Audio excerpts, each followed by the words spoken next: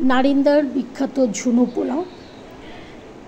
আমরা পুরনো ঢাকারই মানুষ, তারপরেও ঝুনুর পোলাওটা কখনো অতটা খাওয়া হয়নি, কেননা এর থেকেও অনেক ভালো ভালো বিরিয়ানির দোকান কিন্তু নারিন্দায় আছে।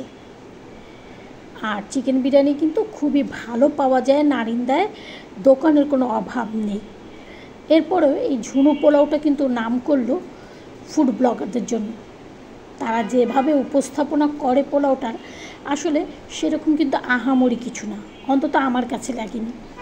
আমি এর থেকে অনেক ভালো চিকেন বিরিয়ানি খেয়েছি।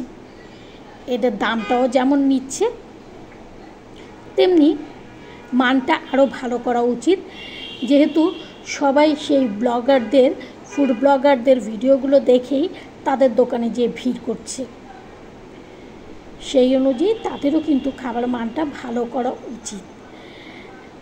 আর 10টা দোকানের মতোই কিন্তু আমার কাছে ঝুনুর পোলাওটা লাগলো। আর বিরিয়ানিটা যেহেতু চিকেন বিরিয়ানি আমার প্রচুর খাওয়া হয়, অনেক জায়গায় আমি এই চিকেন বিরিয়ানিটা খেয়েছি, যার জন্য আমি অতটা পার্থক্য কোথাও খুঁজে পাইনি। তারপরে যার যার রুচির ব্যাপার, যার যার পছন্দের ব্যাপার। আপনাদের পছন্দ হলে আপনারা যাবেন, খাবেন।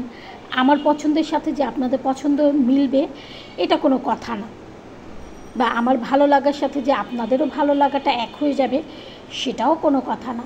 যার যার স্বাধীনতা আছে, যার যার পছন্দ অপছন্দ আছে।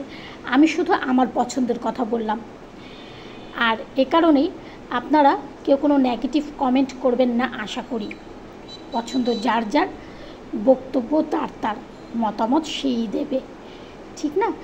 আমি শুধু বললাম ফুড ব্লগারদের জন্য এটার নাম অনেক হয়ে গিয়েছে।